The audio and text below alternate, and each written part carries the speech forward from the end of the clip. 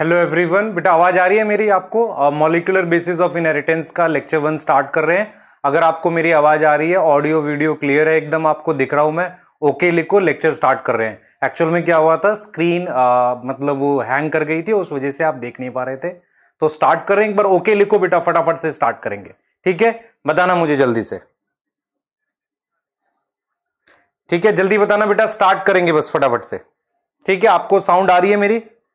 ठीक है, क्लियर? हाँ, बस स्टार्ट कर रहे हैं हम लोग। ठीक है, चलिए अब हम लोग स्टार्ट कर रहे हैं। हमने क्या पढ़ना है बेटा? मैंने आपको फिर रिपीट कर देता हूं एक फटाफट से। मैंने ये बोला था कि लास्ट लेक्चर में हमने क्या पढ़ा था, हमने प्रिंसिपल ऑफ इनहेरिटेंस पढ़ा था कि किस तरीके से जीन और फैक्टर एक इंडिविजुअल से उसकी प्रोजेनी में मूव करते हैं। ये चैप्टर जो है वो मॉलिक्यूलर बेसिस से डिस्कस करने वाले हैं, जहां पर हम जीन के लेवल पर बात करेंगे, सेल के लेवल पर बात करेंगे कि जीन कैसे बिहेव करती है। तो कहीं ना कहीं उसके केमिकल नेचर को डिस्कस करना और उसके आगे की बात करनी है। ये क्लियर हो गया? तो चलिए स्टार्ट कर लेते हैं। और सबसे पहले मैं क्या चाह रहा हूं, आपको चैप्टर के टॉपिक बताऊंगा, जिसे मैं नाम लिख रहा हूं चैप्टर का टूर। एक तरीके से आपको हम चैप्टर का टूर करा रहे हैं। टूर करने का मतलब होता है कि मैं आपको उसके एक बेसिक टॉपिक बताऊंगा कि कौन कौन से टॉपिक आपके इंपॉर्टेंट है। तो आपको मेरी आवाज आ रही होगी प्रॉपरली? ठीक है, तो स्टार्ट कर लेते हैं एक बार। चैप्टर का टूर मींस कि इसके टॉपिक बता दूं कि आपको क्या पढ़ना है। जब आपके दिमाग में ये बैठ जाएगा कि मुझे ये चीजें पढ़नी है, तो आप प्रॉपरली सारा रिलेट करते चले जाओगे। क्योंकि किसी भी बड़े चैप्टर में बेटा ये जानना जरूरी होता है कि आप कैसे पढ़ने वाले हो। तो ये क्लियर है? तो स्टार्ट कर लेते हैं फटाफट से। ठीक है, चैप्टर का एक ओवरव्यू, जिसे हम चैप्टर टूर कह रहे हैं। क्लियर? बताओ जल्दी बेटा। ठीक है, तो हमने स्टार्ट कर दिया है फटाफट से चैप्टर का टूर, जिसे हम कह रहे हैं। देखो क्या है ये एग्जैक्टली बेटा, म्यूट कर लो और बहुत जल्दी से सुनना मेरी बातें। देखो ये चैप्टर है क्या, क्या क्या टॉपिक है इसके पास, इसको दिखाने के लिए मैंने क्या किया है, ये चैप्टर क्या है इसको समझाने के लिए मैंने आपके लिए एक सेल बना लिया है। क्योंकि हम क्या कर रहे हैं, इस चैप्टर में मॉलिक्यूलर लेवल पे मूव कर रहे हैं। मैं एक बार चेक कर लूं आपको आवाज आ रही है मेरी, है ना? ठीक है, क्लियर है? बस एक बार म्यूट कर दो। ठीक है, म्यूट करो और ध्यान से सुनो मैं क्या बोल रहा हूं। देखो मैंने क्या किया, एक सेल बना लिया और इस पूरे सेल के थ्रू मैं इस चैप्टर का एक ओवरव्यू देने वाला हूं, हम क्या पढ़ेंगे। ठीक, सबसे पहले चैप्टर का नाम है मॉलिक्यूलर बेसिस ऑफ इनहेरिटेंस। इसका मतलब मैं सेल के लेवल पर किस तरीके से कैरेक्टर्स कंट्रोल होते हैं उसकी बात करने वाला हूं। तो इसका मतलब मैं सेल के अंदर आ जाता हूं। तो मेरे पास ये जो चीज है ये सेल है, दिस इज सेल।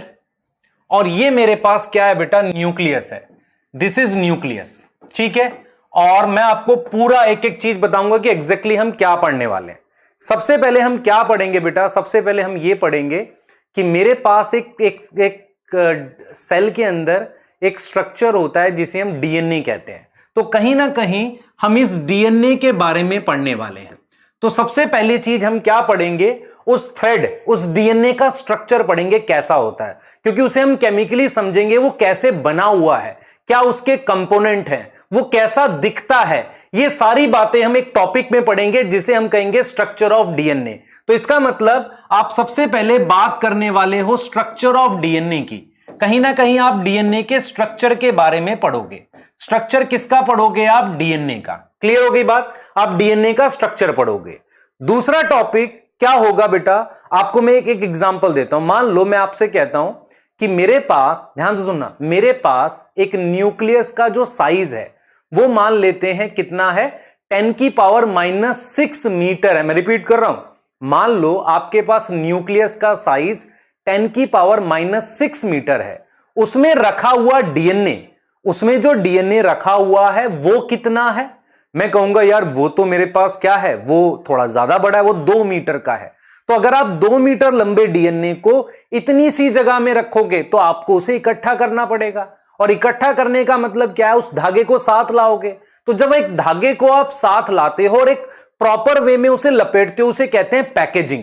तो कहीं ना कहीं आप ये देखने वाले हो कि डीएनए की हम क्या करेंगे, पैकेजिंग कैसे करेंगे। तो जो पहला टॉपिक है वो कहीं ना कहीं डीएनए के स्ट्रक्चर के अराउंड बात करेगा, कहीं ना कहीं डीएनए के स्ट्रक्चर के अराउंड बात करेगा। क्लियर है? तो हम डीएनए के स्ट्रक्चर की बात करेंगे, फिर डीएनए को इकट्ठा करके हम इसमें बात करेंगे डीएनए की पैकेजिंग की। ये चीज समझ आ रहा है। फिर हम ये देखेंगे बेटा, हम ये देखेंगे कि नेचर में मेरे पास सेल के अंदर डीएनए भी होता है, आरएनए भी होता है। दिस इज आरएनए, डीएनए भी होता है, आरएनए भी होता है, प्रोटीन भी होती है। तो नेचर ने जेनेटिक मटेरियल किसको सिलेक्ट किया, नेचर ने किसको रोल दिया कि तुम सब कुछ कंट्रोल करो सारी चीजें, वो रोल डीएनए को दिया। तो उसके लिए कुछ एक्सपेरिमेंट पढ़ेंगे। तो सबसे पहले हम डीएनए का स्ट्रक्चर जानेंगे, फिर हम ये जानेंगे कि डीएनए पैक कैसे हुआ, कम जगह में कैसे आया। फिर हम ये जानेंगे कि कौन से ऐसे एक्सपेरिमेंट है जो डीएनए को प्रूफ करके दे रहे हैं कि डीएनए जेनेटिक मटेरियल है। तीसरी चीज हम ये जानेंगे। फोर्थ आप क्या जानोगे कि जो डीएनए है वो कैसे कॉपी बनाता है, जिसे आप नाम दोगे डीएनए रेप्लिकेशन। अगर आप ध्यान से समझो, ये बहुत इंपॉर्टेंट प्रोसेस है और आपने सेल साइकिल पढ़ी है, ये एस फेज में होता है।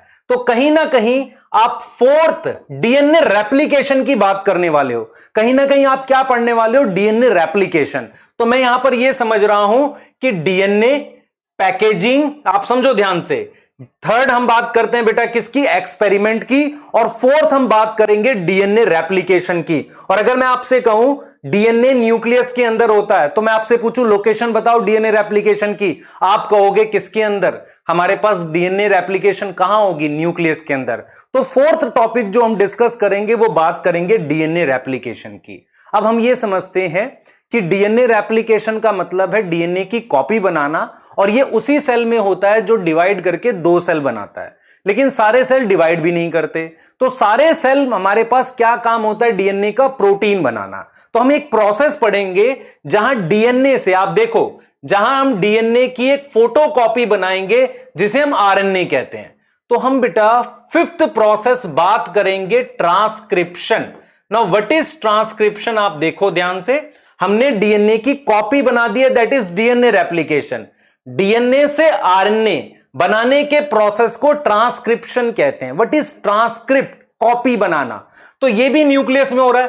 तो ट्रांसक्रिप्शन प्रोसेस पढ़ेंगे जिसमें हम आरएनए बनाएंगे।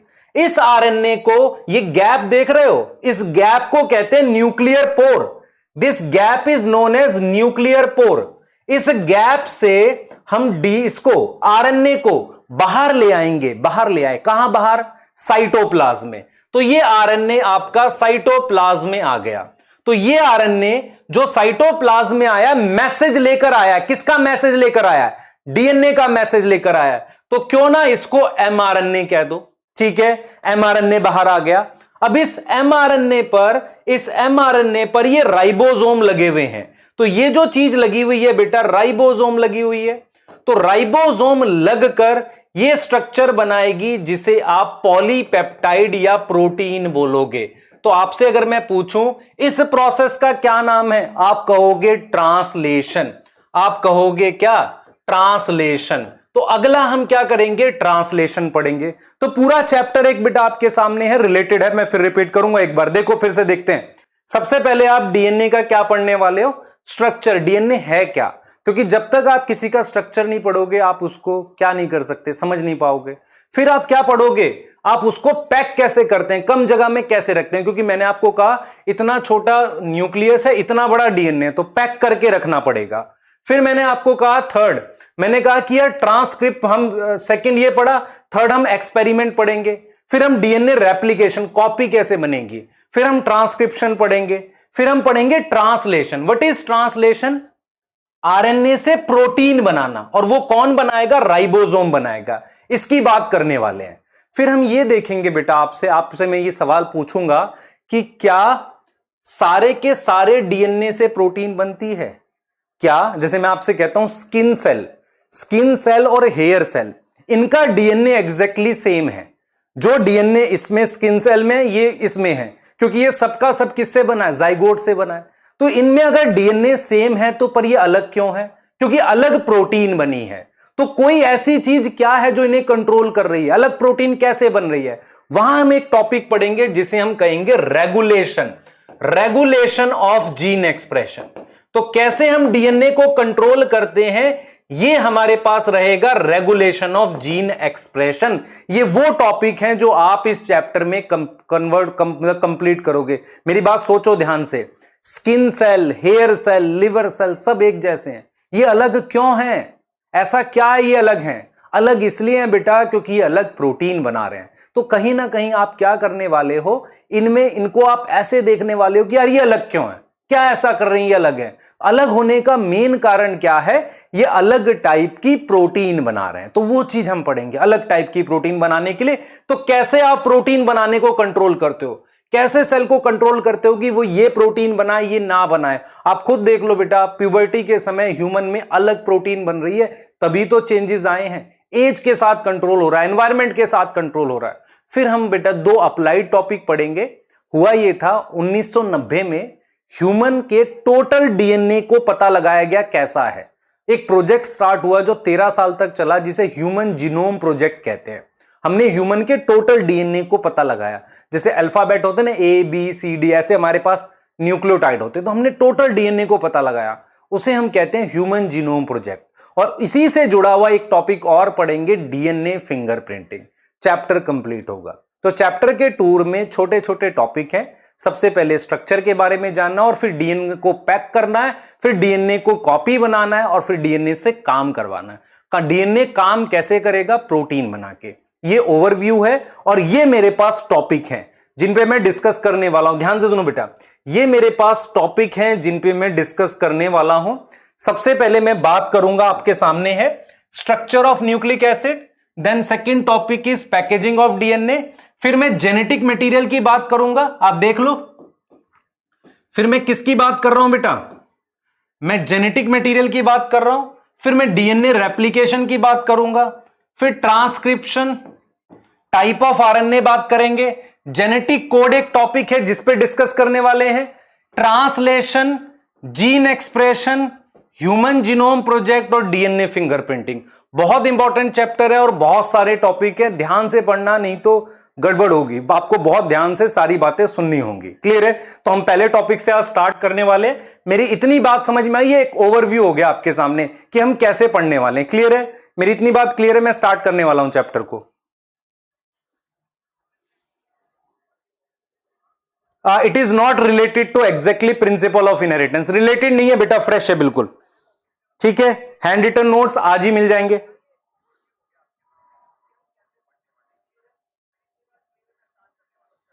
ठीक है, नेक्स्ट चैप्टर स्टार्ट करें, खत्म हो गया चैप्टर।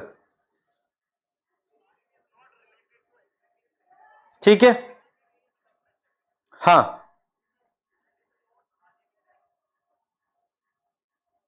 स्टार्ट कर लेते हैं। ठीक, क्लियर। तो कहानी कैसे शुरू हो रही है?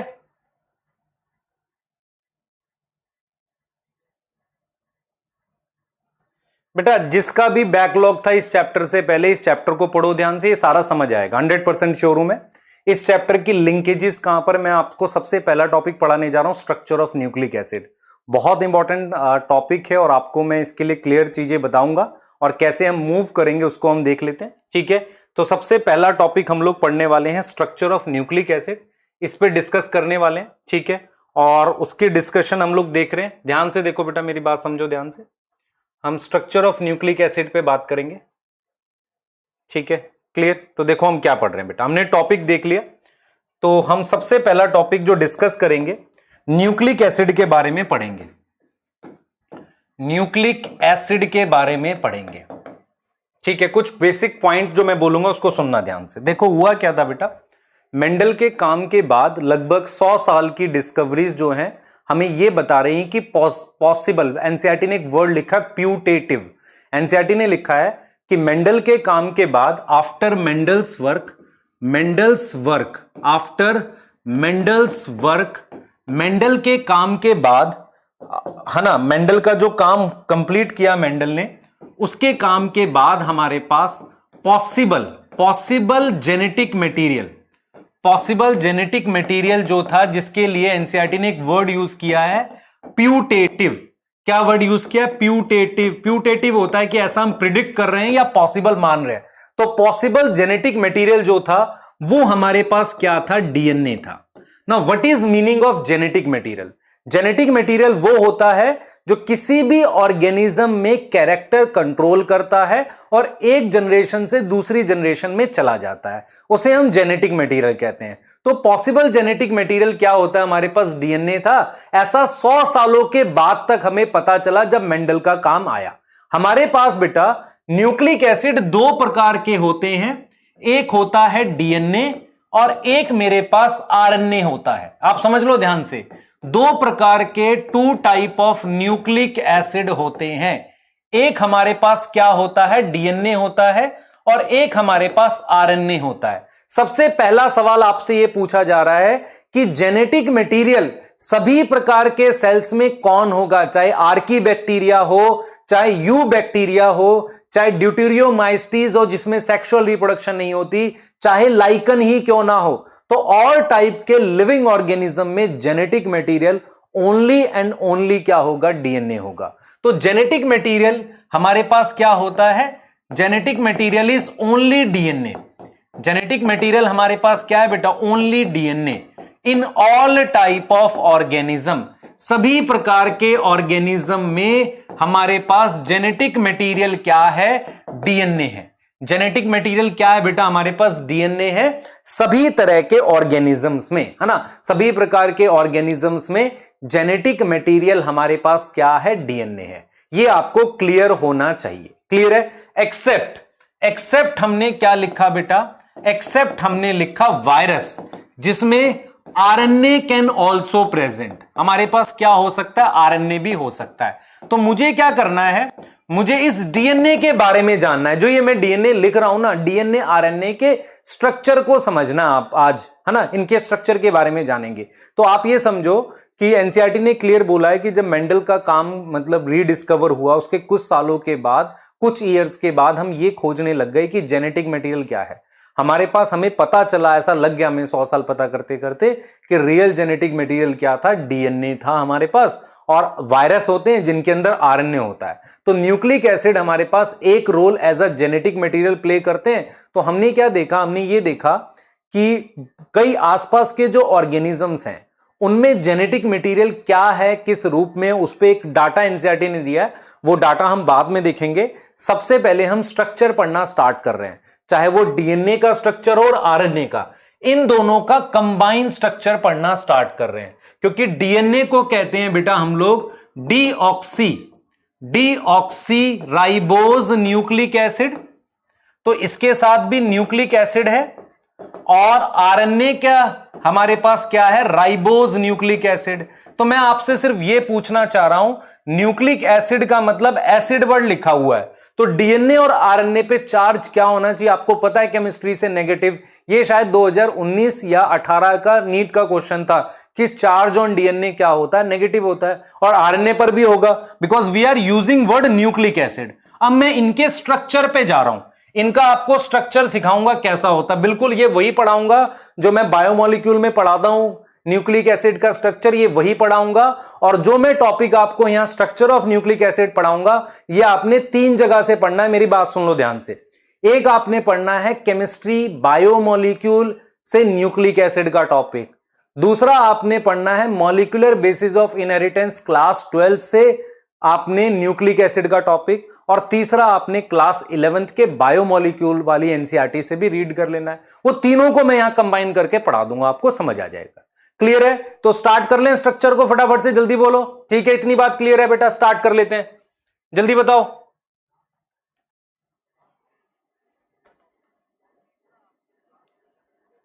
बेटा वायरस नॉन लिविंग है, मैं कब कह रहा हूं लिविंग है? मैं कह रहा हूं ऑल लिविंग ऑर्गेनिज्म है DNA as a genetic material. Virus एक नॉन लिविंग है जिसमें आरएनए होता है। मैं ये नहीं कह रहा हूं कि वायरस लिविंग है। क्लियर? 3 जगह से पढ़ना है, मैं फिर रिपीट कर रहा हूं। केमिस्ट्री का न्यूक्लिक एसिड पढ़ना है, बायोमोलिक्यूल वाला वो यहीं कन्वर्ट हो जाएगा। क्लियर है?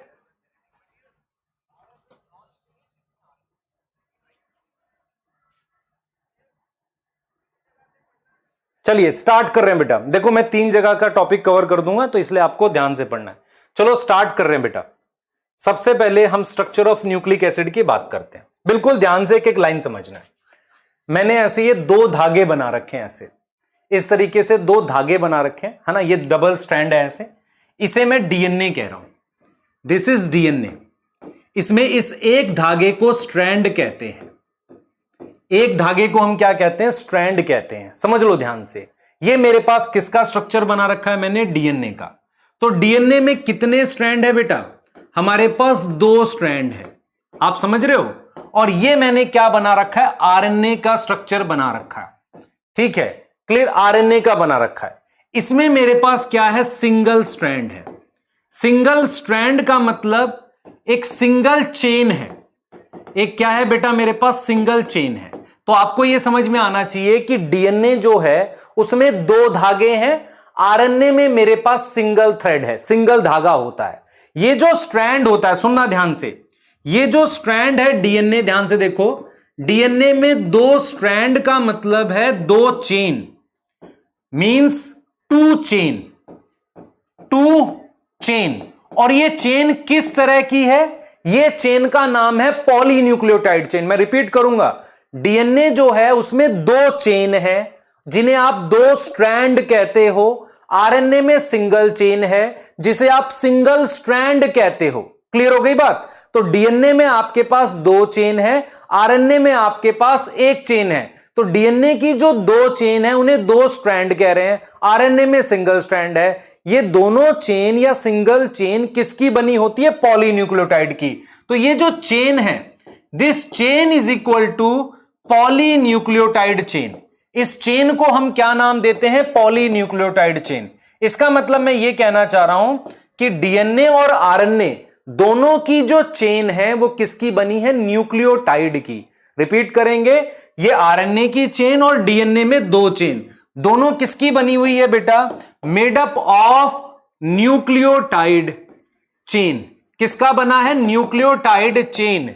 न्यूक्लियोटाइड की चेन है जिसे आप नाम देते हो पॉलीन्यूक्लियोटाइड चेन।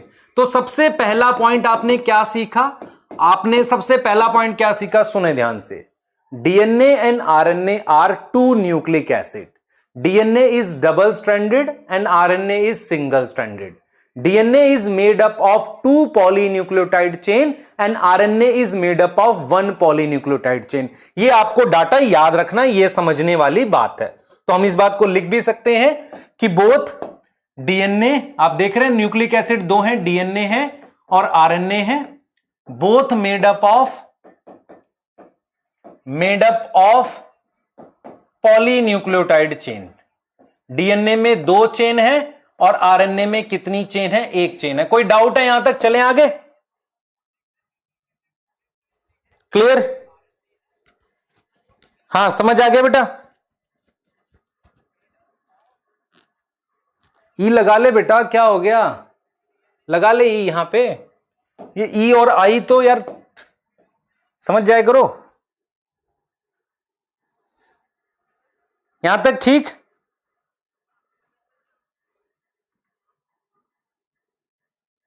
क्लियर है ना।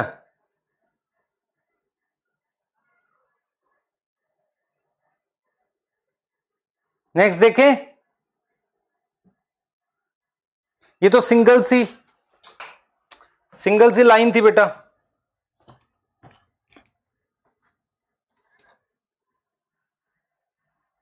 चलो आगे चलो, इसमें तो कुछ ऐसा था नहीं, सिंपल सी बात थी। चलो आगे देखते हैं एक बार फटाफट से। अब आ जाओ, क्या करना है मुझे, सुन लो ध्यान से। देखो अब मैं क्या चाह रहा हूं, मैं चाह रहा हूं इस पॉलीन्यूक्लियोटाइड चेन का स्ट्रक्चर समझूं मैं। अब मैं क्या चाह रहा हूं, पॉलीन्यूक्लियोटाइड चेन का स्ट्रक्चर समझूंगा, बहुत ध्यान से बताऊंगा आपको और इसको देखना आप। देखो ठीक है, ध्यान से देखो बेटा, मैंने ये एक पॉलीन्यूक्लियोटाइड चेन बनाई। देखो बेटा, मैंने कुछ डायग्राम इसलिए आपको बना के रखे हैं ताकि आपको मैं जल्दी समझा सकूं सारी चीजें। ये मैंने क्या किया है, पॉलीन्यूक्लियोटाइड चेन बनाई है। This is polynucleotide chain. ये डीएनए में भी हो सकती है, आरएनए में भी हो सकती है। इसमें एक तरफ मैंने 5 डैश लिखा है, दूसरी तरफ ये 3 डैश लिखा है। ये डैश कैसे आता मैं दिखाऊंगा। तो मैंने ये कहा कि दिस इज पॉलीन्यूक्लियोटाइड चेन, जिसमें ये मेरे पास न्यूक्लियोटाइड है। आपको दिखना चाहिए ये मेरे पास न्यूक्लियोटाइड है। तो दिस इज पॉलीन्यूक्लियोटाइड चेन और इसमें मेरे पास ये न्यूक्लियोटाइड है। तो मैं यहां पर लिख रहा हूं N इंटू न्यूक्लियोटाइड। जब मैं बहुत सारे न्यूक्लियोटाइड ले लूंगा तब मेरे पास क्या बनती है, पॉलीन्यूक्लियोटाइड चेन बनती है। तो एक पॉलीन्यूक्लियोटाइड चेन बहुत सारे न्यूक्लियोटाइड की बनी हुई है। तो ये जो चीजें हैं ये न्यूक्लियोटाइड्स हैं।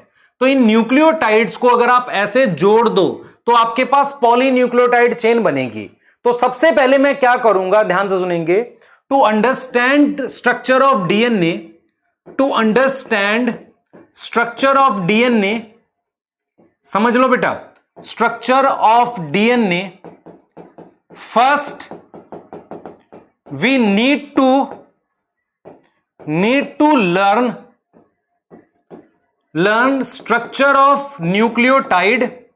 आपको सबसे पहले किसके बारे में जानना है, न्यूक्लियोटाइड के बारे में जानना है, and link nucleotide to form polynucleotide chain.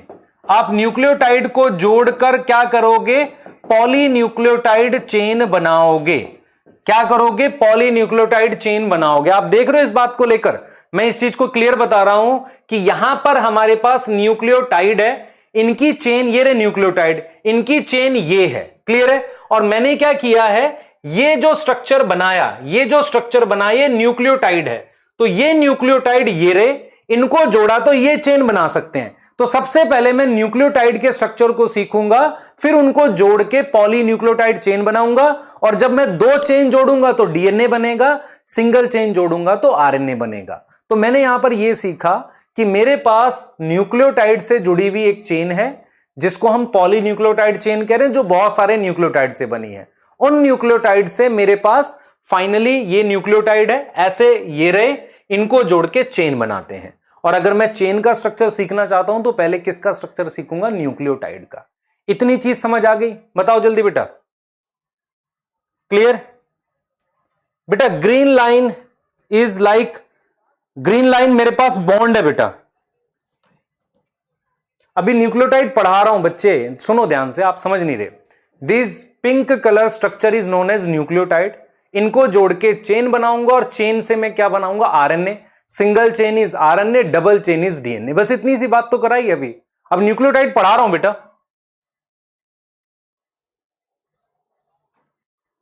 Clear.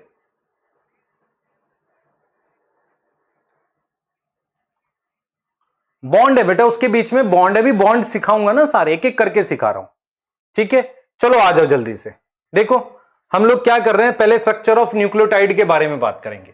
सबसे पहले हम न्यूक्लियोटाइड का स्ट्रक्चर पढ़ेंगे, ठीक है, क्लियर है। तो हम यहां पर लिख रहे हैं कि न्यूक्लियोटाइड 3 चीजों का बना हुआ है। न्यूक्लियोटाइड हैव 3 कंपोनेंट, 3 चीजों का न्यूक्लियोटाइड बना हुआ है। और जब आप न्यूक्लियोटाइड जोड़ोगे तो पॉलीन्यूक्लियोटाइड चेन बनती है। तो न्यूक्लियोटाइड किसका किसका बना हुआ है, पहला शुगर, सबसे पहले किसका बना हुआ है, शुगर का बना हुआ है। दूसरा, पहला कंपोनेंट है शुगर। आप समझो ध्यान से बेटा, देखो न्यूक्लियोटाइड 3 चीजों का बना है। सबसे पहला है शुगर, सबसे पहला मेरे पास क्या है, शुगर। दूसरे नंबर पर आता है नाइट्रोजीनस बेस, नाइट्रोजीनस बेस आता है। और तीसरे नंबर पर आता है फॉस्फेट। मैं आपको एक चीज लिखता हूं, आप बताना मुझे क्या लिखा मैंने। देखो अगर मैं इस तरीके का स्ट्रक्चर लिखता हूं, इतना आपको अब पता हो गया होगा। Now this is known as phosphoric acid. आपको पता है ये फॉस्फोरिक एसिड है, फॉस्फोरिक एसिड। और इस फॉस्फोरिक एसिड को मैं क्या लिख रहा हूं, H3PO4 लिख रहा हूं। इसको मैं ऐसे भी तो लिख सकता हूं, फॉस्फेट PO4 3-। मतलब अगर मैं ये 3H हटा दूं तो मेरे पास फॉस्फेट कहलाएगा। तो मेरे पास क्या होता है, न्यूक्लियोटाइड में 3 चीजें होती हैं, शुगर होता है, नाइट्रोजिनस बेस होता है और फॉस्फेट होता है। फॉस्फेट या फॉस्फोरिक एसिड में से कोई भी हो सकता है। तो सबसे पहला पॉइंट यहां से क्या याद करोगे, nucleotide have 3 component, first is sugar, second is nitrogenous base और थर्ड इज फॉस्फेट। अब मुझे यह जानना है शुगर कौन सी है। तो सबसे पहले मैं शुगर के बारे में जानूंगा, फिर नाइट्रोजिनस बेस के बारे में, फिर इन दोनों को जोड़ूंगा और फिर फॉस्फेट जोड़ के न्यूक्लियोटाइड बनाऊंगा। तो सबसे पहले मैं क्या जान रहा हूं बेटा, शुगर के बारे में जानूंगा। सबसे पहले मैं किसके बारे में जान रहा हूं, शुगर के बारे में। तो शुगर क्या है इसको समझते हैं। क्लियर है यहां तक, बताओ जल्दी बेटा, क्लियर, जल्दी बोलो बेटा। क्लियर है?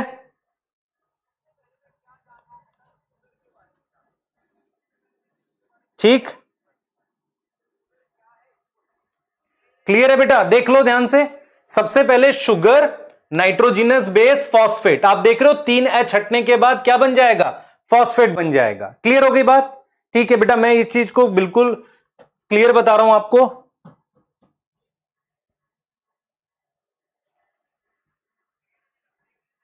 ठीक है बेटा, आप पढ़ते हैं। देखो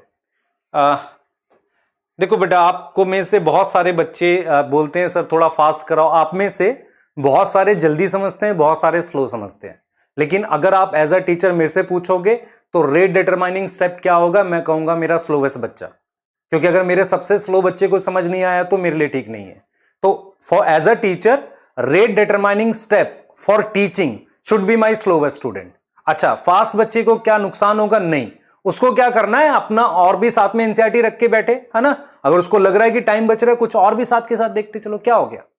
ठीक है, वो आप स्मार्ट होने चाहिए, एक्स्ट्रा टाइम यूज करते रहो। क्लियर है?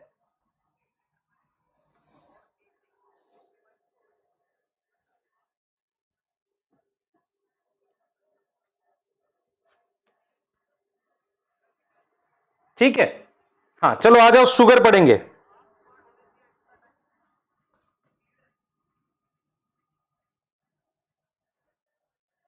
ठीक है, आ जाओ भाई, आ जाओ। सबसे पहले शुगर पढ़ेंगे। देखो बेटा, हम क्या पढ़ रहे हैं? शुगर के बारे में पढ़ रहे हैं। ठीक है, मैंने ये 2 शुगर बनाई है आपके पास। मैं रिपीट करूंगा आपको इसका बात को लेकर कि मेरे पास क्या होती है। शुगर जो होती है, सुन लो ध्यान से बेटा। ठीक है, क्लियर? हाँ, सुन लो ध्यान से, बहुत ध्यान से सुनेंगे। शुगर के बारे में पढ़ रहा हूं। मेरे पास क्या होती है बेटा? शुगर जो होती है पेंटोज शुगर होती है। अगर मैं आपसे कहूं पेंटोज शुगर, तो पेंटोज शुगर का मतलब है इसमें 5 कार्बन होती हैं। 5 कार्बन वाली जो शुगर है वो जब रिंग बनाती है, सुनना ध्यान से, इस रिंग में 4 कार्बन होती हैं, 1 कार्बन बाहर होती है। तो हम क्या करते हैं बेटा, हम डीएनए और आरएनए में 2 तरह की शुगर देखते हैं। मेरे पास एक शुगर होती है राइबोज, ध्यान से सुनो, एक शुगर होती है राइबोज। तो राइबोज मेरे पास 5 कार्बन की शुगर है। ठीक है, 5 कार्बन की शुगर है, इसलिए उसको पेंटोज कह रहे हैं। क्या बोल रहे हैं? पेंटोज कह रहे हैं। और आप देखो रिंग बना रखी है मैंने, ये रिंग 2 तरह की होती है बेटा, आपने आज से याद रख लेना है। रिंग 2 प्रकार की हम बनाते हैं शुगर में। एक बनाते हैं ये वाली, देखो ध्यान से बेटा, एक ये वाली बनाते हैं, इसे फ्यूरान कहते हैं। और एक रिंग वो बनाते हैं जिसमें 5 मेंबर होते हैं रिंग के अंदर, उसको पायरान कहते हैं। और ये वाली फ्यूरान है। तो ये मैंने फ्यूरान रिंग बनाई है जिसमें रिंग के अंदर 4 मेंबर हैं। और मैंने यहां पर CH2OH बनाया है। तो मैं क्या बनाने जा रहा हूं? राइबोज शुगर बनाने जा रहा हूं। यहां मैंने H लिखा, यहां मैंने H लिखा है अंदर, और ये OH है, आप देखेंगे बहुत ध्यान से। और यहां मैंने ऊपर OH लिखा है। इस शुगर का नाम राइबोज है। ध्यान दो बेटा, ये 1 2 3 4, आप देखो रिंग के अंदर 4 कार्बन है, 5वीं कार्बन रिंग के बाहर है। तो इसका नाम हमने क्या रखा है? राइबोज। इसका नाम हमने क्या रखा है बेटा? राइबोज। क्या रखा है? राइबोज। यदि आपसे कोई पूछे राइबोज का फॉर्मूला बताओ, तो C5H10O5, ये राइबोज शुगर हो गई। ये 5 कार्बन की है, इसलिए इसको पेंटोज कह रहे हैं। मैं रिपीट करूंगा बेटा, अगर आप केमिस्ट्री पढ़ोगे तो आपको यह पढ़ाया जाएगा कि कार्बोहाइड्रेट में या तो एल्डिहाइड ग्रुप होता है या कीटोन ग्रुप होता है। तो ये जो राइबोज है ना, ये एल्डिहाइड ग्रुप होता है, इसलिए ये एल्डोज होती है। कौन सी होती है? एल्डोज होती है। तो आप क्या याद करो कि मेरे पास न्यूक्लिक एसिड में 2 तरह की शुगर होती है। मैं लिखना स्टार्ट कर रहा हूं। मैं लिख रहा हूं यहां पर कि इन न्यूक्लिक एसिड हमारे पास क्या होता है? 2 type of sugar. 2 type of sugar. एक मेरे पास राइबोज होती है एंड वो आरएनए में होती है, और एक मेरे पास डीऑक्सीराइबोज होती है जो डीएनए में होती है। मैंने लिख दिया, 2 तरह की शुगर होती है, एक आरएनए में राइबोज होती है और मेरे पास डीऑक्सीराइबोज किस में होती है? डीएनए में। तो डीऑक्सीराइबोज को देखो मैं कैसे लिख रहा हूं। यहां पर मैंने CH2OH लिखा, यहां H लिखा, यहां H, यहां H, यहां OH। इस सेकंड पोजीशन पर एक ऑक्सीजन कम है। आप देख रहे हो यहां OH है, इस सेकंड पोजीशन पर एक ऑक्सीजन कम है, इसलिए इसको डीऑक्सीराइबोज कह रहे हैं। Now this is deoxyribose. Deoxyribose का मतलब एक ऑक्सीजन कम है। तो यदि इसका फॉर्मूला लिखोगे तो क्या लिखोगे? C5H10O4 लिखोगे कि नहीं? क्लियर हो गई बात। और यहां पर OH आएगा और नीचे यहां H। ये क्लियर है? बिल्कुल देख लो ध्यान से। This is 5 carbon ribose, this is 5 carbon deoxyribose, this is deoxyribose. इसमें एक ऑक्सीजन कम है सेकंड पोजीशन पर, यह याद रखना है। ये मेरे पास डीएनए में होती है और ये मेरे पास किस में होती है? आरएनए में। दोनों 5 कार्बन की हैं। तो आपको याद क्या रखना है कि न्यूक्लियोटाइड का सबसे पहला कंपोनेंट शुगर है। शुगर कौन सी होती है? राइबोज और डीऑक्सीराइबोज। दोनों 5 कार्बन की है, पेंटोज। दोनों में कौन सी रिंग है? फ्यूरान रिंग है। दोनों किसके डेरिवेटिव हैं? एल्डोज शुगर के। एल्डोज मतलब एल्डिहाइड ग्रुप वाली शुगर के डेरिवेटिव हैं। इतनी बात ध्यान रखोगे तो सारे तरह के क्वेश्चन इस वाले पे बनेंगे। तो ये पॉइंट याद रख सकते हैं? बताओ जल्दी से। क्लियर है? डीएनए में होगी डीऑक्सीराइबोज और आरएनए में होगी राइबोज। अब यहां से एक एडिशनल पॉइंट जो बायो के पर्पज से आपको आना चाहिए। हमारे पास क्या होता है बेटा, बहुत सारे, ध्यान से सुनो, बहुत सारे ऐसे विटामिन हैं जैसे NAD वगैरह, जिन्हें हम क्या बोलते हैं? कोएंजाइम बोलते हैं। उनके अंदर भी शुगर्स होती हैं ये, ठीक है? वो भी याद रखना आपने। पर अभी के लिए ये बात याद रहेगी कि डीएनए में डीऑक्सीराइबोज, आरएनए में राइबोज। इतना क्लियर है? जल्दी बताओ।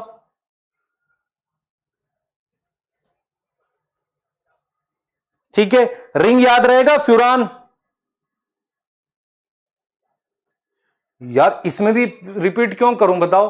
कितनी कार्बन है? 1 2 3 4 5। और जो मेरे पास क्या है बेटा, देखो सेकंड कार्बन पर H है OH की जगह, तो उसे डीऑक्सीराइबोज कह रहे हैं। क्लियर है?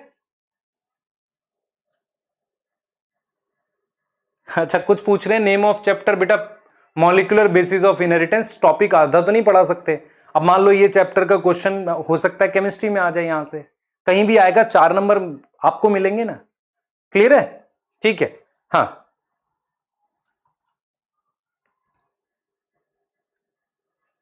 क्लियर। चलिए आगे आते हैं। क्या आप ये बता सकते हैं मुझे नंबर ऑफ कार्बन? हम बात कर रहे हैं किसमें? राइबोज में और डीऑक्सीराइबोज में। Number of carbon 5, functional group aldehyde, इसलिए एल्डोज था। Type of ring furan. क्या ये बातें याद कर सकते हो? बिल्कुल हां, सही है। क्लियर? बस क्या फर्क होता है, इसमें एक ऑक्सीजन कम है। क्लियर? समझ आ गया?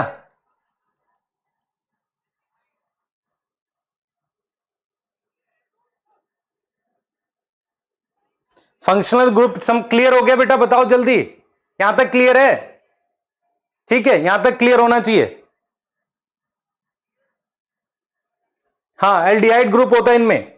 अच्छा, मैं आपको एक चीज बताता हूं बेटा, आपने अगर केल्विन साइकिल कभी पढ़ी थी, C3 साइकिल, वहां पर 5 कार्बन की शुगर होती है राइब्यूलोज, तो उसमें यू लगा हुआ इसलिए वो कीटोज होती है। ये एल्डोज है, बस इतना याद रखना। एल्डोज मतलब एल्डिहाइड। आगे आ जाओ भाई। अब आओ, देखो हमने क्या पढ़ा था। देखो हमने पढ़ा था nucleotide is made up of sugar, nitrogenous base और फॉस्फेट। न्यूक्लियोटाइड इन 3 चीजों के बने हुए हैं। पहला हमने देख लिया शुगर। शुगर या तो राइबोज या डीऑक्सीराइबोज। अब हम दूसरा कंपोनेंट पढ़ रहे हैं जिसे नाइट्रोजिनस बेसिस कहते हैं। बहुत ध्यान से सुनना मेरी बातें। अगर नाइट्रोजिनस बेस ध्यान से सुनोगे तो आपको बातें क्लियर होंगी। नाइट्रोजिनस बेस का मतलब ये बेसिक है, कहीं ना कहीं इसमें नाइट्रोजन होना चाहिए, क्योंकि नाइट्रोजन जो रहता है वो बेसिक हम लोग रिलेट करते हैं। इतनी बात समझ में आ गई। दूसरी बात हम यहां पर ये कह रहे हैं बेटा, दूसरी बात हम यहां पर ये कह रहे हैं कि नाइट्रोजिनस बेसिस जो हैं वो 2 टाइप के होते हैं। आपके पास क्या होते हैं? 2 टाइप के होते हैं, और ये रिंग कंपाउंड है बेटा, इनमें रिंग होती है। ये कैसे कंपाउंड होते हैं? रिंग कंपाउंड होते हैं। तो डीएनए आरएनए में 2 तरह के नाइट्रोजन बेसिस होते हैं। सबसे पहले टाइप का नाइट्रोजन बेसिस जिसे आप प्यूरीन कहते हो, जैसे आप बेंजीन की रिंग पढ़ते हो ना, ऐसे ही प्यूरीन की एक रिंग होती है। प्यूरीन क्या होता है बेटा? उसमें 9 मेंबर होते हैं और वो एक डबल रिंग होती है। कितनी रिंग होती है? डबल रिंग होती है। ठीक है, ऐसे ही मेरे पास दूसरे टाइप का नाइट्रोजन बेसिस होता है, नाइट्रोजिनस बेसिस होता है पायरिमिडीन। पायरिमिडीन में मेरे पास 6 मेंबर होते हैं और कैसी रिंग होती है? सिंगल रिंग होती है। अब मैं चाह रहा हूं कि आपको इसका स्ट्रक्चर दिखाऊं। मैं चाह रहा हूं आपको इसका क्या दिखाऊं? स्ट्रक्चर दिखाऊं। क्लियर है? ठीक है, अब स्ट्रक्चर देख के खुश हो जाओ, क्योंकि बेटा आपको स्ट्रक्चर आना चाहिए। मैं कुछ बातें बताऊंगा इस वजह से, है ना। स्ट्रक्चर देख के मेरे लिए देखो बेटा, आप में से अगर मैं आपको बोलूं प्लीज एक कॉपी पेन रफ टाइप का मेरे साथ लेके बैठो इस चैप्टर में, और मैं जहां जहां बोलूं जल्दी जल्दी लिख के याद करो। इतना कर सकते हो मेरे लिए? ठीक है, देखो सबसे पहले मैं प्यूरिन की बात कर रहा हूं। देखो प्यूरिन में कैसे ड्रॉ करूंगा, बिल्कुल वैसे ही कॉपी में आप मेरे कहने से बनाएंगे। देखो मैंने यहां नाइट्रोजन लिखा, यहां देखो मैं इसको प्यूरिन ड्रॉ कर रहा हूं, ध्यान से देखना बेटा। मैंने यहां नाइट्रोजन लिखा, मैंने यहां कार्बन लिखा, फिर नाइट्रोजन लिखा, फिर कार्बन, फिर कार्बन, फिर कार्बन। मैंने यहां नाइट्रोजन लिखा, यहां कार्बन, यहां नाइट्रोजन, फिर कार्बन। इस तरीके से मैंने इसे ड्रॉ किया। अच्छा, बाकी हम बैलेंस कर सकते हैं डबल बॉन्ड लगा के। ऐसे यहां डबल बॉन्ड लगा दो और जहां भी हाइड्रोजन कम है वो लगा दो। जैसे मान लो यहां हाइड्रोजन लगा सकते हो, ठीक है, नाइट्रोजन पे यहां एक हाइड्रोजन लग जाएगी। ठीक है, यहां देख लो आप कहीं हाइड्रोजन लग रही हो, जैसे यहां तो नहीं लगेगी, यहां हाइड्रोजन लग जाएगी, एक यहां लग जाएगी। तो जहां भी आपको लगे वैलेंसी पूरी नहीं, हाइड्रोजन लगा दो। तो अगर आप ध्यान से देखो, यहां से ड्रॉ किया मैंने 1 ऐसे, और इसकी नंबरिंग कैसे कर रहे हैं देखो, नंबरिंग यहां से कर रहे हैं 1 2 3 4 5 6 7 8 9। क्लियर हो गया? तो हमने क्या किया बेटा, 1 2 3 4 5 6 7 8 9, ये मेरे पास डबल मेंबर की प्यूरिन रिंग है। क्लियर? ये प्यूरिन रिंग हो गई। अब मैंने देखो नंबरिंग यहां से करी है, आप ड्रॉ ऐसे करते हुए चलेंगे, 9 मेंबर है। अब मुझे बताओ जरा नाइट्रोजन कहां कहां पर है? मेरे पास नाइट्रोजन 1 पर है, 3 पर है, 7 पे है, 9 पे है। तो मेरे पास नाइट्रोजन 1 पर है, 3 पर है, 7 पर है और 9 पर है। जो बच्चे इस बात से दुखी हो रहे होंगे कि मैं एनसीईआरटी से एक्स्ट्रा पढ़ा रहा हूं, मैं एक्चुअल में वो पढ़ा रहा हूं जो आपके 3 अलग अलग चैप्टर के टॉपिक कवर करेगा। तो ये मेरा फर्ज है कि अगर मैं पढ़ा रहा हूं तो आपको पूरा पढ़ाऊं। ठीक है, आपका 4 नंबर चाहे केमिस्ट्री से आ जाए, चाहे 11th के बायोमोलिक्यूल से आ जाए, चाहे 12th वाले से आ जाए, वो मेरे को फायदा और आपको फायदा, क्योंकि आप मेरे स्टूडेंट हो तो मुझे आपको ही फायदा होगा, तो मुझे भी है। ठीक है, 9 मेंबर की डबल रिंग है। आगे आ जाओ, इसकी बात कर लेते हैं। ध्यान से देखो बेटा, यहां से ऐसे ड्रॉ करते हैं, ये देखो दिस इज पायरिमिडीन। ठीक है, यहां एक डबल बॉन्ड, यहां एक डबल बॉन्ड, यहां एक डबल बॉन्ड, यहां H लगा दिया, एक H यहां भी आ जाना चाहिए। ठीक है, एक H यहां आ जाना चाहिए। इसकी काउंटिंग यहां से करते हैं, इधर से, उसकी 3 वहां से ऊपर से करी थी, यहां से करते हैं इसकी। ठीक है, यहां से करते हैं बेटा, यहां देख लो ये चीज, इसे पायरिमिडीन रिंग कह रहे हैं। कौन सी रिंग कह रहे हैं बेटा? पायरिमिडीन। अच्छा, ये ओहो, पायरिमिडीन रिंग कह रहे हैं। ठीक है, इसमें क्या है, 6 मेंबर है, आप देख लो 6 मेंबर है, सिंगल रिंग है। क्लियर? और इसमें नाइट्रोजन कहां कहां पर है? N1 पर है और N3 पर है। इतनी चीज आ गई, जल्दी बता दो और देख लो, याद कर लो, है ना, डिफरेंस याद कर लो प्यूरिन और पायरिमिडीन में। प्यूरिन 9 मेंबर होता है, ये 6 मेंबर होता है। ये डबल रिंग है, ये सिंगल रिंग है। प्यूरिन रिंग, पायरिमिडीन रिंग, 2 बार लिख लो जल्दी से, फटाफट फटाक से लिख लो।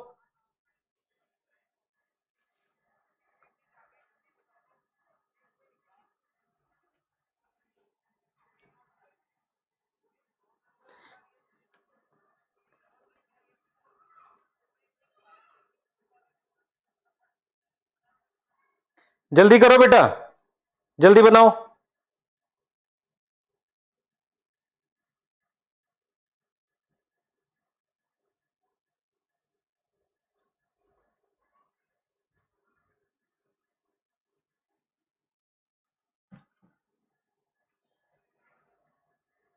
जल्दी बनाओ, जल्दी। प्यूरिन और पायरिमिडीन जल्दी बनाओ, 2 बार। एक ने पूछा सर आपको क्या फायदा होगा? बेटा ये तो आपको बाद में ही पता चलेगा, है ना।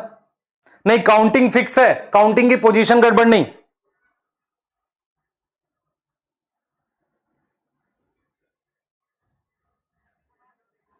क्लियर?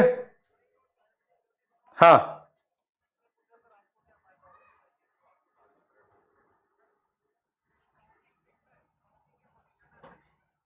डन, ठीक है, क्लियर। कोई लेक्चर बाद में अभी करो ना साथ के साथ, क्यों घबरा रहे हो? मैं करा तो रहा हूं, मैं हूं साथ में, क्यों परेशान हो रहे हो?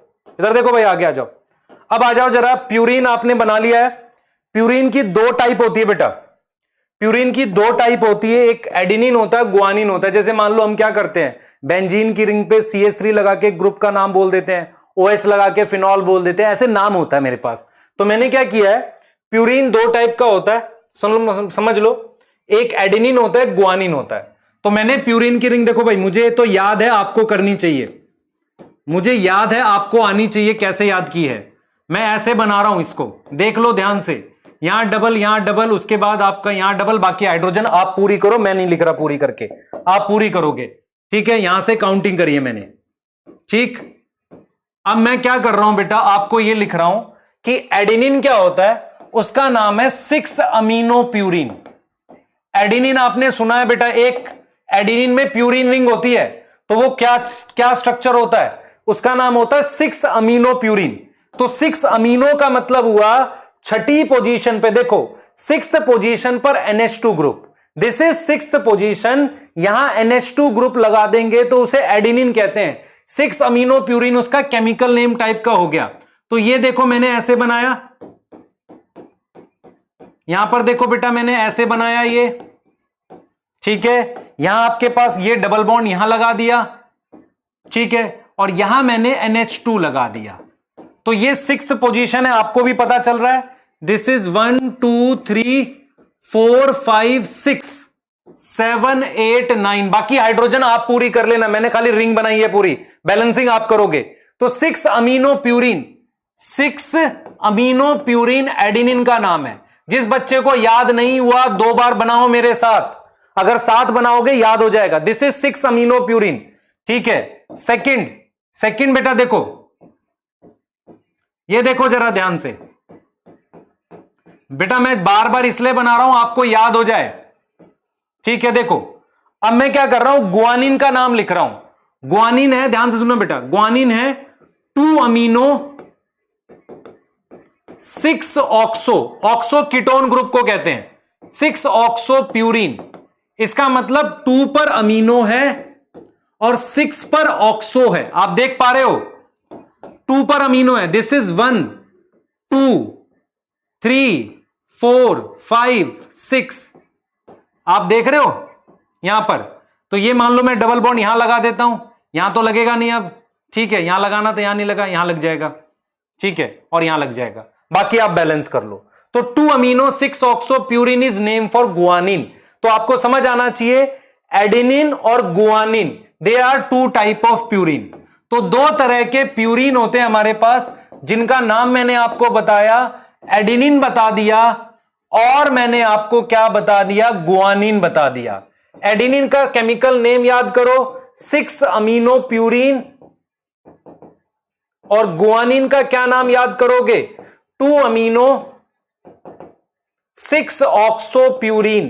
किसको नहीं समझ आया बताओ मुझे, ये इसका केमिकल नाम है। क्लियर है? डाउट जल्दी पूछो, यहां तक आ गया?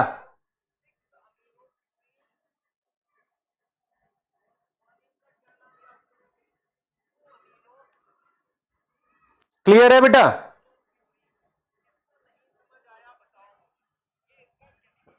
जल्दी बताओ, क्लियर?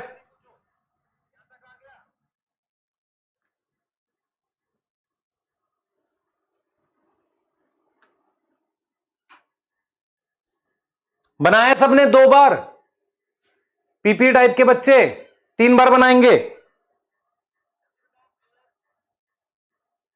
पीपी टाइप के बच्चे 3 बार, और जिसको लगे कि P² P है ना, पुराने पुराने पापी, वो 4 बार बनाओ मेरे कहने से। हाँ, अब कह रहा है रिपीट, खुद से बना ले भाई, मैं क्या रिपीट करूं इसे, मैंने क्या बनाया, प्यूरिन रिंग बनाया।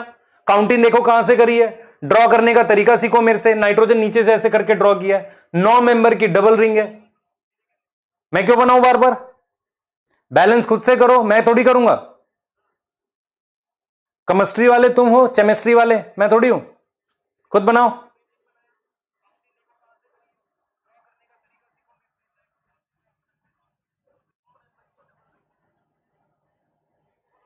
ठीक है, आ गया भाई, आ गया, प्यूरिन आ गया।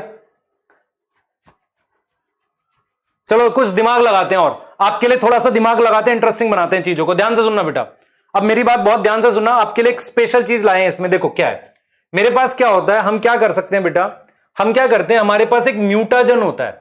What is mutagen? एक केमिकल म्यूटाजन होता है। केमिकल म्यूटाजन का मतलब होता है जो केमिकल है म्यूटेशन करता है। केमिकल म्यूटाजन क्या करता है? डीएनए में चेंज ला सकता है, चेंज नाइट्रोजिनस बेस में भी ला सकता है। मैं रिपीट कर रहा हूं, एक ऐसा केमिकल होता है जो म्यूटाजन होता है। म्यूटाजन मतलब म्यूटेशन करता है। म्यूटेशन करने का एक तरीका होता है कि वो किसमें चेंज ला सकता है, वो केमिकली नाइट्रोजिनस बेस में बदलाव ला सकता है। तो कैसे ला रहा है जरा एक बार बात कर लेते हैं, ध्यान से देखना बेटा। मेरे पास उस केमिकल म्यूटाजन का नाम है नाइट्रस एसिड। नाइट्रस एसिड है बेटा। वो क्या करता है? अमीनो ग्रुप को हटा देता है, अमीनो ग्रुप को रिमूव करता है और उसकी जगह कीटोन ग्रुप ला देता है। मैं रिपीट करूं इस बात को, मैंने कहा आपके पास एक केमिकल है जिसका नाम नाइट्रस एसिड है। वो नाइट्रस एसिड क्या करता है? अमीनो ग्रुप को हटाकर वहां कीटोन ग्रुप ला देता है। याद कर सकते हो, अमीनो ग्रुप को हटाकर कीटोन ग्रुप ला सकता है। अगर मैंने ये प्यूरिन रिंग बना रखी है, और अगर आपको पता है, ध्यान से सुनना, अगर आपको पता है, ध्यान से सुनो, अगर आपको पता है यहां पर NH2 लगा हुआ है, तो इसका मतलब ये कौन सा था? एडिनिन है। ठीक है, एडिनिन है। और अगर यहां पर ऑक्सो है, यहां अमीनो है, आप देख पा रहे हो, तो ये गुआनिन है। आप देख पा रहे हो मैं क्या कर रहा हूं बेटा? यहां पर आप देखो खुद से, अगर मैं यहां पर नंबर डाल रहा हूं ऐसे, 6 पर अमीनो है तो ये एडिनिन है। और अगर मैं यहां से नंबर डाल रहा हूं ये, तो आप देख पा रहे हो कि अगर 3 पर, सॉरी यहां पर ये 6 पर ये कीटो है, तो ये क्या है? मेरे पास गुआनिन है। अगर मैं कहूं कि इसमें नाइट्रस एसिड लगा दूं, इसमें नाइट्रस एसिड लगा दूं, तो मेरे पास जो कंपाउंड आएगा, आप में से बहुत सारे लिखेंगे 6 ऑक्सोप्यूरिन।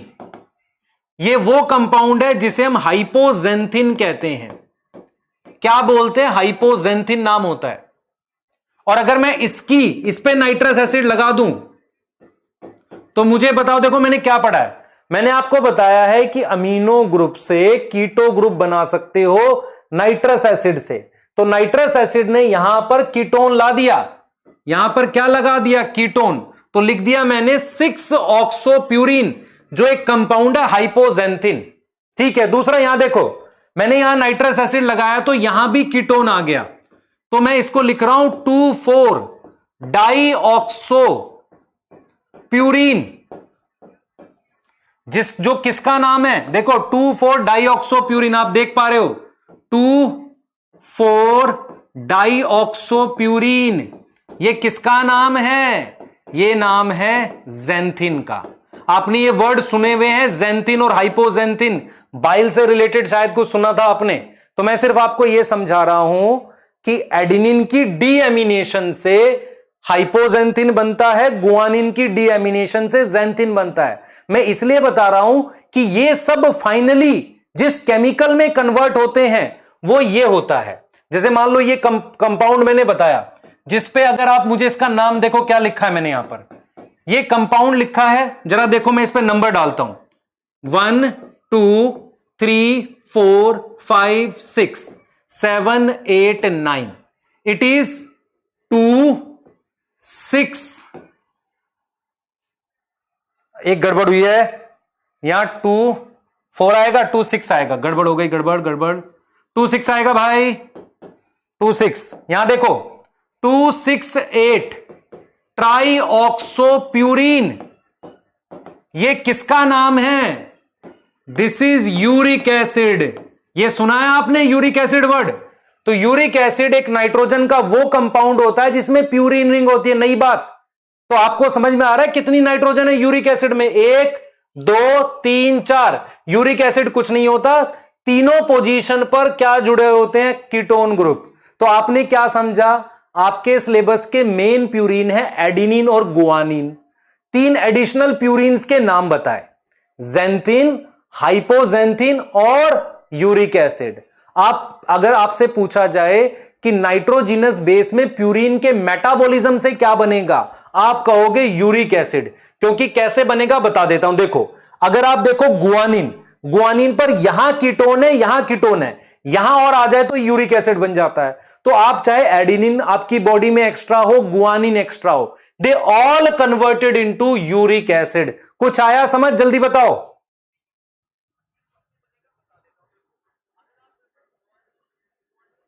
जल्दी बोलो।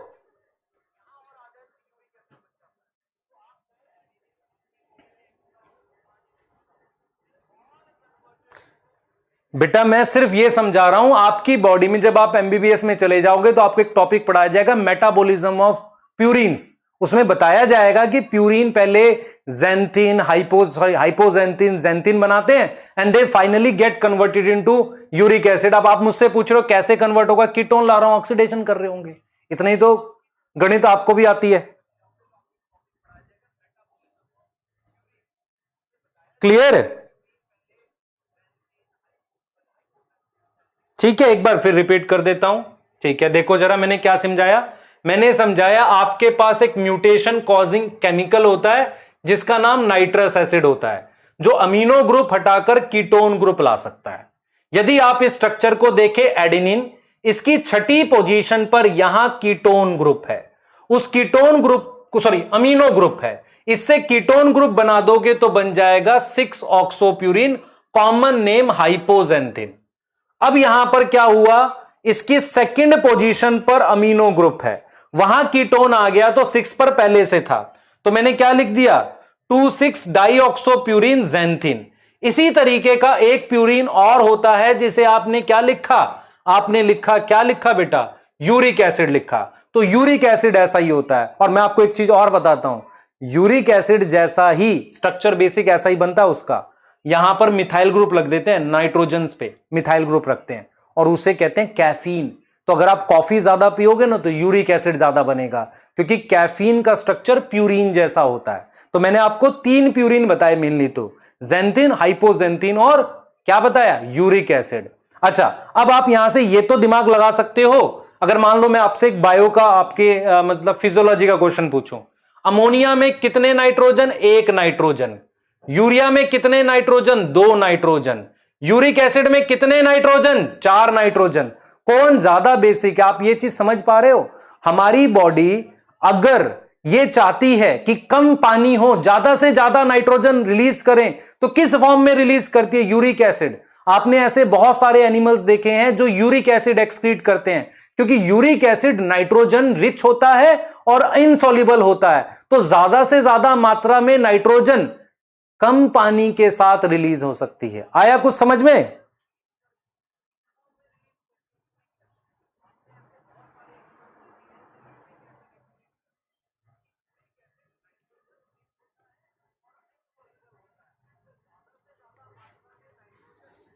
बोलो बेटा। नहीं आया? क्या नहीं आया? मैंने क्या पढ़ाया अभी तक? मैंने सिर्फ आपको प्यूरिन बताया। प्यूरिन के 2 मेन एग्जांपल, एडिनिन और गुआनिन।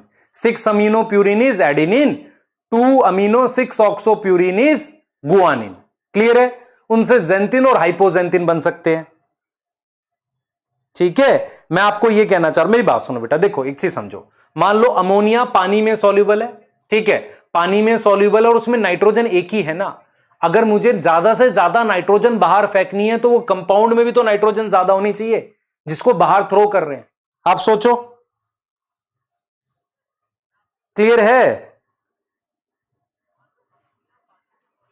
बेटा? देखो, लाइफ इज रियल में बायो प्लस केमिस्ट्री, अगर दोनों अच्छी चल गई तो आप समझ रहे हो क्या मस्त जाएगी लाइफ, है ना? क्लियर? ठीक है, हाँ, बायो आपकी अच्छी चल रही है, केमिस्ट्री भी अच्छी चल रही है, सारे अच्छे चल रहे हैं, है ना? हाँ, क्लियर? सही है बेटा। डबल बॉन्ड वगैरह आप बना लो, मैं नहीं बनाऊंगा यार, मैं इसमें बैठ के बॉन्ड बनाता रहूं, इतना खाली थोड़ी हूं बेटा मैं। अब मैं एक दिन बेटा एनाटॉमी पढ़ा रहा था, एनाटॉमी इन फ्लावरिंग प्लांट, उसमें मैंने सेल बना दिए ट्रांसफर सेक्शन के। एक बच्चा पूछ रहा है सर उसमें न्यूक्लियस नहीं है। बोर्ड पे मैंने 400 सेल बना रखे, मैं सब पे न्यूक्लियस बनाऊं? इतना टाइम है? आप बना लो खाली हो तो। क्लियर है?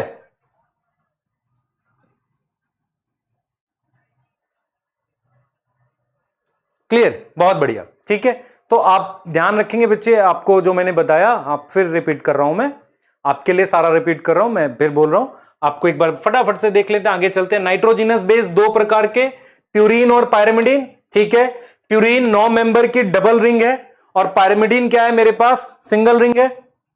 ठीक है, क्लियर? हाँ, बहुत सही। उसके बाद आ जाते हैं प्यूरीन में। ठीक है, प्यूरीन में क्या है बेटा, देख लो ध्यान से। अब आ जाओ जरा, प्यूरीन देख लो। हमारे पास बेसिक रिंग है एडिनिन और guanine, 6 amino purine, 2 amino 6 oxo purine. Clear? सही है, ठीक, क्लियर। आगे देखो, 6 ऑक्सो प्यूरीन, दो नेक्स्ट देखो 2,6 डाइऑक्सो प्यूरीन। क्लियर? ठीक, आगे देखो, यूरिक एसिड बता दिया आपको। चलो आगे चलो कहानी, आगे आ जाओ भाई।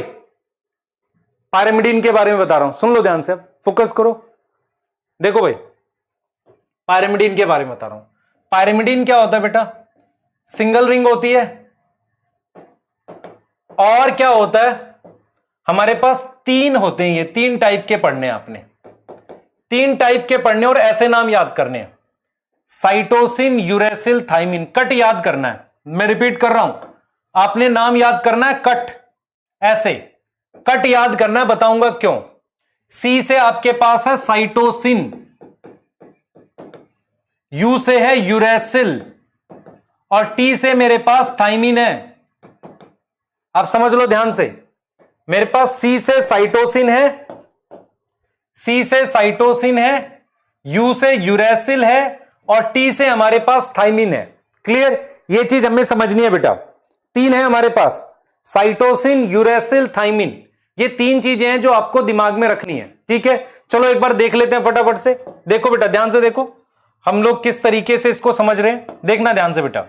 मेरे पास ये जो रिंग मैंने बनाई है, देखो बेटा, ये रिंग मैंने बनाई है, ये पायरिमिडीन रिंग है। आप देख पा रहे हो, पायरिमिडीन रिंग बनाई है। यहां डबल बॉन्ड, यहां डबल बॉन्ड, यहां डबल बॉन्ड, बाकी आप हाइड्रोजन से पूरा कर लो, यहां लगा दो। ठीक है, यहां एक हाइड्रोजन इसके साथ लगा दो, यहां एक हाइड्रोजन लगा दो, पूरा हो गया ये। ठीक है, ये पायरिमिडीन रिंग है। नंबर कहां से डाल रहा हूं मैं, यहां से 1 2 3 4 5 6, ये आपको दिखना चाहिए, नंबरिंग दिख रही है सबको। ठीक है, सबसे पहले मैं पहला पायरिमिडीन बनाने जा रहा हूं जिसे यूरेसिल कहते हैं। ये सेम रिंग मैंने बना रखी है, इसमें यहां पे अब देखो मैं क्या लिखने वाला हूं, नंबर डालता हूं पहले, मैं यहां पर नंबर डाल रहा हूं 1 2, देख लो बेटा 3 4 5 6, नंबर डाल दिया। मेरे पास क्या होता है 2 और 4 दोनों पर कीटोन हो, उसे यूरेसिल कहते हैं। तो यूरेसिल क्या होता है, यहां डबल बॉन्ड लगा देते हैं, हाइड्रोजन भी आ जाएगी। ठीक है, जहां आपको यहां अब देखो और तो कहीं लगेगा नहीं डबल बॉन्ड, तो यहां हाइड्रोजन लगा लो, यहां डबल बॉन्ड नहीं लगेगा तो यहां हाइड्रोजन लगा लो। तो यूरेसिल को आप क्या लिखोगे, 2,4 डाइऑक्सो पिरिमिडीन। कोई डाउट है तो बताओ, देख लो ध्यान से, 2,4 डाइऑक्सो पिरिमिडीन क्या है ये, यूरेसिल। क्या है ये, यूरेसिल। सबसे ज्यादा रिएक्टिव नाइट्रोजिनस बेस, एकदम आतुर है रिएक्ट करने के लिए, सबसे ज्यादा रिएक्टिव नाइट्रोजिनस बेस इन 5 में यूरेसिल, इसलिए सबसे ज्यादा म्यूटेशन यूरेसिल पर होती है। तो एक काम कर लो फटाफट से, क्या करोगे बेटा, आप याद करते हैं, देखो जरा, 5th पर मिथाइलेशन कर दो, 5वीं पोजीशन पर मिथाइलेशन कर दो हाइड्रोजन हटा के। तो अगर आप 5th पर नाइट्रोजन जोड़ दो, देखो 5th पर मिथाइल जोड़ दो, सॉरी 5th पर मिथाइल ऐड कर दो, मिथाइलेशन कर दो 5th पर, तो आप क्या लिखोगे, देखो जरा यहां पर, यहां CH3 लिख दोगे, दिस इज डबल बॉन्ड। ठीक है, यहां डबल बॉन्ड O है, यहां डबल बॉन्ड O है, बाकी हाइड्रोजन से पूरी कर लो। तो अगर आप इसको नाम लिखें तो मैं क्या लिखूंगा, 5 मिथाइल यूरेसिल, 5 मिथाइल यूरेसिल, ये थाइमिन का नाम है। कुछ बच्चों को चक्कर आ रहा होगा स्ट्रक्चर देख के, स्ट्रक्चर सिंपल है, याद करने की बातें हैं बस। आप देखो 2,4 डाइऑक्सो पिरिमिडिन इज यूरेसिल। अगर 5वीं पोजीशन पर नंबर डाल दूं, अगर 5वीं पोजीशन पर मिथाइल जोड़ोगे तो आप क्या लिख रहे हो, थाइमिन लिख रहे हो। तो इसका मतलब यूरेसिल की मिथाइलेशन से थाइमिन बनता है। एक एरो इधर खींचो और 4th पर एमिनेशन कर दो, 4th पर एमिनेशन कर दो, तो कीटोन पर एमिनेशन कर दो 4th पर, तो यहां तो ठीक है, ये आ गया, यहां NH2 आ जाएगा, यहां क्या आ जाएगा, NH2। बाकी सेम है आपके सामने, देख लो, बिल्कुल सेम लिखा है मैंने, कोई फर्क नहीं किया यहां। आप देखो बिल्कुल सेम लिखा है, नंबर भी डाल देता हूं मैं। दिस इज 1 2 3 4 5 6, 4th पर एमिनेशन कर दी मैंने। ये है साइटोसिन। ये क्या है बेटा, साइटोसिन है। तो आप देख रहे हो साइटोसिन, यूरेसिल, थाइमिन, मैं एरो लगा देता हूं इनमें ऐसे, ये यूरेसिल है, तो यूरेसिल की 5वीं पोजीशन पर मिथाइल ऐड करो तो थाइमिन बनेगा, और 4th पोजीशन पर अमीनो ऐड करो तो क्या बनेगा, साइटोसिन। तो आपको क्या याद करना है, सिर्फ यूरेसिल का स्ट्रक्चर याद करना है, उससे थाइमिन और साइटोसिन याद हो जाएंगे। यूरेसिल है 2,4 डाइऑक्सो पिरिमिडिन यूरेसिल, 4th पर अमीन ग्रुप जोड़ दिया। आप अभी पढ़ा ना रिएक्शन हमने, डीएमिनेशन करेंगे तो कीटोन बनेगा। अगर मैं साइटोसिन पे नाइट्रस एसिड लगा दूं तो यूरेसिल आएगा, तो यूरेसिल की एमिनेशन करके साइटोसिन बनता है, मिथाइलेशन करके थाइमिन बनता है। एनसीईआरटी चेक करोगे तो उसने लिखा है यूरेसिल के मतलब 5 मिथाइल यूरेसिल थाइमिन का नाम है। 5 मिथाइल यूरेसिल किसका नाम है, थाइमिन का। बताओ जल्दी से बेटा। प्रतीक्षा जी कुछ नहीं कर सकते बेटा, आपको घर पे जाकर मेरे कहने से 5 बार पी क्यूब, पी का क्यूब पी, 3 बार पापी फिर पी, समझ लो ध्यान से, उसमें 3 बार पुराना लगना पड़ेगा हमें। आपको लिख के करना याद, ये कैसे नहीं आएगा, हद हो गई है। इसमें कौन सा रॉकेट, मैं बेसिक रिंग समझा रहा हूं, फिर आप करो, क्यों नहीं करोगे, मैं बोल रहा हूं करना आपने।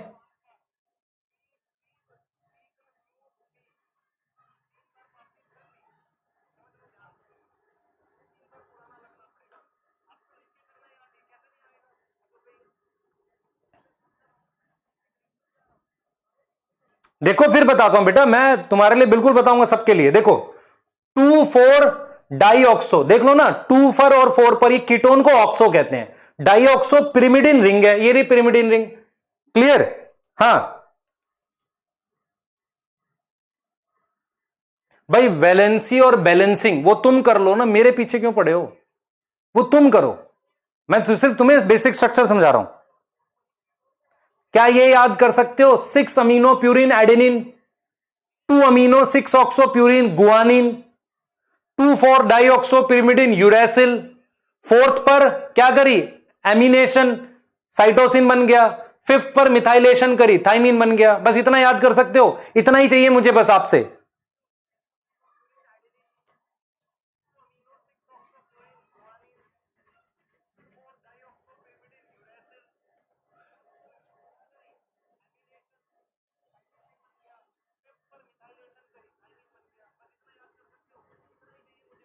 नंबर क्यों कंफ्यूजिंग है भाई, रिंग लिखो ना एक बार फटाफट से।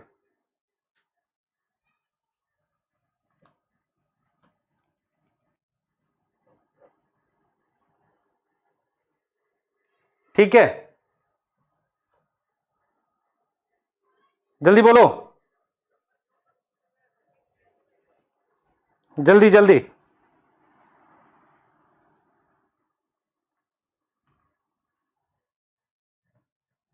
चलो आगे आओ भाई, आगे आओ, 2 मिनट।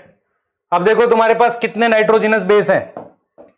दिस इज एडेनिन, नाम लिख रहा हूं इसका, नाम तो सुना ही होगा, 6 अमीनो प्यूरिन। यदि तुमने घर जाके सबने 4-4 5-5 बार स्ट्रक्चर नहीं बनाए ठीक है, तो सपने में मेंडल आएंगे और चांटे लगेंगे तुम्हारे, है ना, वो सपने में मारेंगे तुम्हें। 2 अमीनो 6 ऑक्सोप्यूरिन, साइटोसिन क्या बताया, साइटोसिन क्या बताया, लिखो क्या है, क्या बताया, 4 अमीनो यूरेसिल लिख देते हैं, चलो यूरेसिल से ही बनाया था ना हमने। थाइमिन, थाइमिन किससे बनाया हमने, 5 मिथाइल यूरेसिल, और यूरेसिल तो आपको पता ही है क्या होता है भाई, यूरेसिल 2,4 डाईऑक्सोपिरिमिडिन। अब मुझे एक चीज बतानी है आपको, ये और ये चारों, ये डीएनए में होता है, तो डीएनए में कौन से 4 होते हैं, एटीजीसी।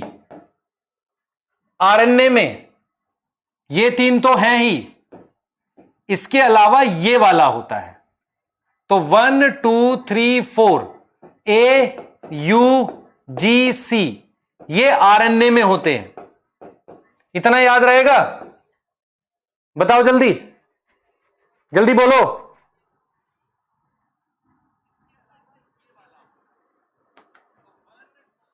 साइटोसिन वाला रॉन्ग है, चलो इसको ठीक करते हैं।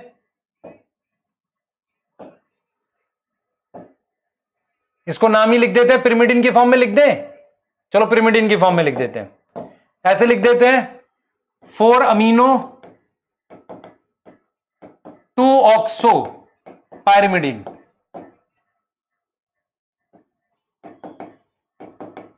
अब ठीक है, ऐसे कर लो, क्लियर।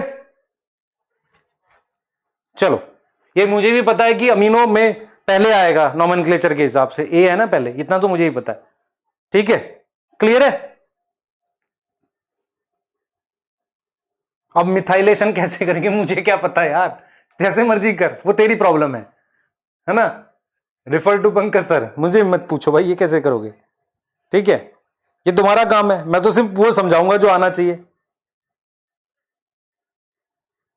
क्लियर है। हाँ ठीक है बेटा, देखो मैं आपको फिर बोल रहा हूं, 5 मिथाइल यूरेसिल किसका नाम है इसका, तो AUGC आरएनए में, ATGC किसमें, डीएनए में, क्लियर है। तो आरएनए में ये यूरेसिल नहीं होता, तो मैं लिख रहा हूं यहां पर, सॉरी, आरएनए लैक थाइमिन और डीएनए लैक यूरेसिल। अब मुझे बताओ which is most reactive base, which is most reactive base, सबसे रिएक्टिव बेस कौन सा है, आपको कहना चाहिए यूरेसिल, सबसे रिएक्टिव बेस इसमें यूरेसिल है। और ये इस बात का प्रूफ भी है कि डीएनए आरएनए में से ज्यादा स्टेबल डीएनए होता है एज कंपेयर टू आरएनए, एक रिएक्टिव बेस भी तो है हमारे पास, क्लियर है, सही है।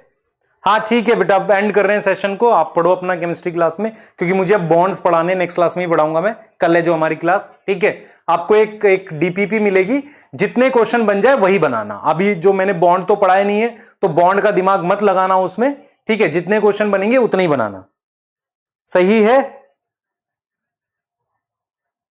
ठीक, क्लियर। हाँ कल हम थोड़ा सा एक्स्ट्रा पढ़ लेंगे, 10-15 मिनट जो आज वेस्ट हो गया हमारा स्टार्टिंग का, उसको हम एक्स्ट्रा पढ़ लेंगे, क्लियर है बेटा, ठीक है। चलो एंड कर लें एक बार सेशन, ठीक है, चलिए नेक्स्ट क्लास में मिलते हैं, प्लीज पढ़ाई करो, ठीक है, और मेहनत करो बेटा, बहानेबाजी मत करो। अब मैं तुम्हारे कोई बहाने नहीं सुन सकता, मुझे पता तुम्हें समझ आ रहा होता है, जानबूझ के कुछ बच्चे लिखते हो, और अगर नहीं एफर्ट करोगे तो फिर ठीक बात नहीं है। मैं बिल्कुल एकदम तुमको क्लियर बोल रहा हूं, मुझे कोई बहाना नहीं चाहिए किसी से, पूरा एफर्ट लगा दो, ठीक है, क्लियर। और ये कोई बहाना नहीं होगा मेरी 11th खराब, क्यों खराब है भाई, तेरी वजह से खराब है ना, तो मेहनत कर और मेहनत कर। कोई कहता है सर मुझे कम समझ आता है, मेहनत कर, कहेगा और कम समझ आता तो और मेहनत करना, किसने मना किया तुझे, ये कोई तरीका नहीं है, ये आप 2 साल के बच्चे नहीं हो, आप 12th में हो। और किस पीरियड में आप समझो जरा, जुलाई अगस्त सितंबर का वो पीरियड होता है कि आप काफी ज्यादा अग्रेसिव होने चाहिए पढ़ाई को लेके। मुझे मेहनत करनी है, बस कुछ भी हो जाए मेहनत करनी है। क्लियर? ठीक है। हाँ, ये चीज अब मैं किसी से नहीं सुन सकता। क्यों कम समझ आ रहा है भाई? है ना? ये सब तो बराबर आयोडीन खाया तुमने बचपन में, सब ठीक है। बस ये है कि थोड़ा एफर्ट करने की कमी है, डायरेक्शन की कमी है। कोशिश करो ना, कोशिश कर रहे होगे तो कभी ऐसा गड़बड़ नहीं होगा। ठीक है बेटा, नेक्स्ट क्लास में मिलते हैं। Thank you.